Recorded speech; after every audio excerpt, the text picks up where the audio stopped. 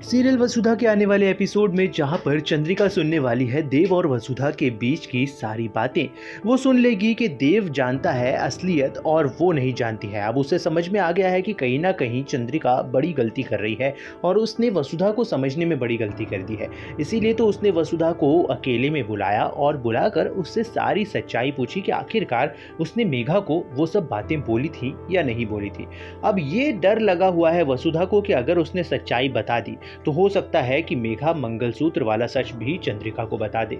इसीलिए अब वसुधा क्या डिसीजन लेती है, क्या वो सच बताएगी या नहीं बताएगी चंद्रिका को, ये देखना काफी इंटरेस्टिंग होने वाला है। सबसे पहली बात आपको ये बता दें कि आने वाले एपिसोड में अब बहुत जल्द बहुत बड़ा तूफान आने वाला है अविनाश की जिंदगी में, क्योंकि अविनाश को बर्बाद करने के लिए पूरी तरीके से जिम्मा उठा लिया है भंवर सिंह ने। और भंवर सिंह अब किसी भी कीमत पर अविनाश को बदनाम करना चाहता है, उसे गिराना चाहता है, क्योंकि उसे तो सिर्फ बदला लेना है।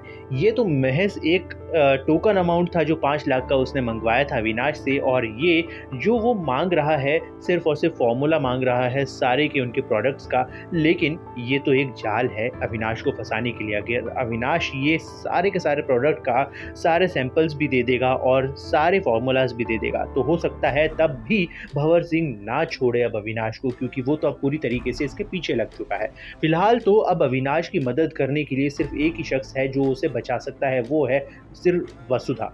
वसुधा ही बचाने वाली है अविनाश को और इस पूरे के पूरे जंजाल से बाहर निकालने वाली है।